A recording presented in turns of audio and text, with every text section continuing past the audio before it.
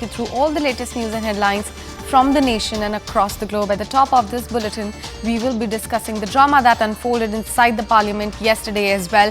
Politics over the parliament breach continues to escalate even further. A total of 141 MPs have now been suspended for this entire session. Centre and opposition continue to remain at the loggerheads as Trinamool Congress MP Kalyan Banerjee's video has gone viral for disrespecting Rajya Sabha chairperson Jagdeep Dhankar. The opposition will continue to protest against suspensions inside and outside the parliament today as well. Congress parliamentary party meeting will be held today morning in parliament chaired by Mrs. Sonia Gandhi. Meanwhile, the government has pushed through 3 criminal amendment bill, telecom bill, in a show that it will go ahead with the legislative business despite the opposition suspensions. It's a shame. It's a black day for India's democracy. And this is like an emergency. You speak against the government, you speak for the poor, for the downtrodden, for the farmers, for the youth of India. You're going to get thrown out. They've suspended another 42 people today. It's clear they want an opposition mukt Lok Sabha, and presumably they'll do something similar in the Rajya Sabha. I think at this point, we have to really start, unfortunately, writing the obituaries for parliamentary democracy in India. Bharatiya Janata party किस मुंह से लोक सभा को मंदिर कहेगी? यहाँ जनता से चुनकर के लोग आते हैं अपनी बात कहने के लिए। सहमति असहमति हो सकती है, अपनी बात रख सकते हैं। यहाँ हमें अधिकार है कि हम अब सही बात करें। ये सरकार सही बात सुनना ही नहीं चाहती है। सच्चाई से क्यों सरकार भाग रही है? अभी मिमिक्री शुरू कर दिया है। इसका व्यवहार देखिए। कांग्रेस पार्टी एक तरह ट्राइबल का अपमान किया, आज एक किसान पुत्र का अपमान किया। तो सस्पेंशन के बारे में जो इन लोग जो हार गए चुनाव में, this is a desperate attempt to divert the attention. तो इसीलिए हम बार बार ये कह चुका है, हम पर्सनली भी बात किए हैं। ये तो अभी विचारणाधीन है, इन्वेस्टिगेशन इज गोइंग ऑन। जब इन्वेस्टिगेशन पूरा होगा, जो कुछ भी कार्रवाई करना है हम करेंगे।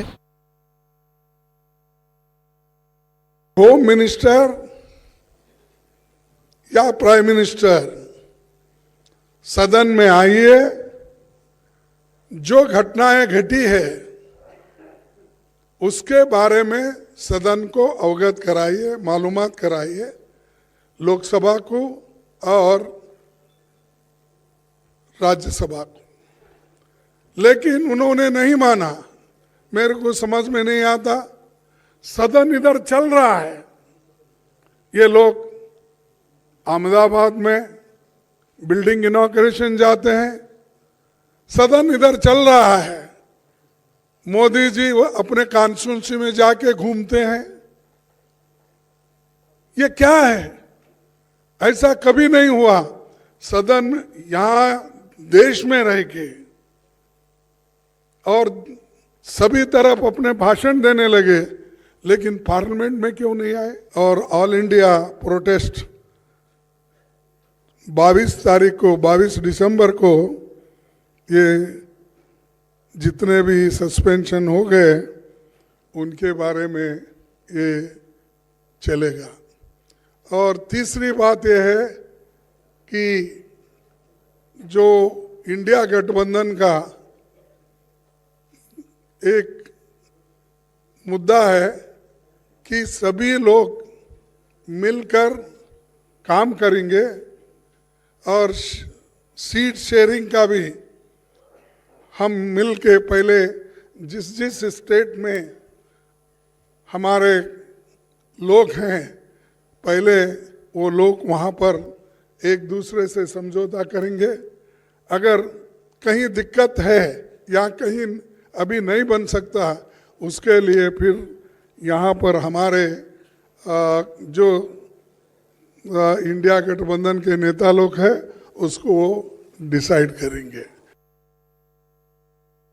राजनीति में जो यहाँ के विपक्ष के नेता हैं,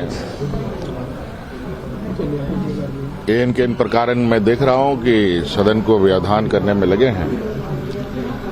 अब ऐसे स्थिति में स्पीकर संज्ञान लेते हैं।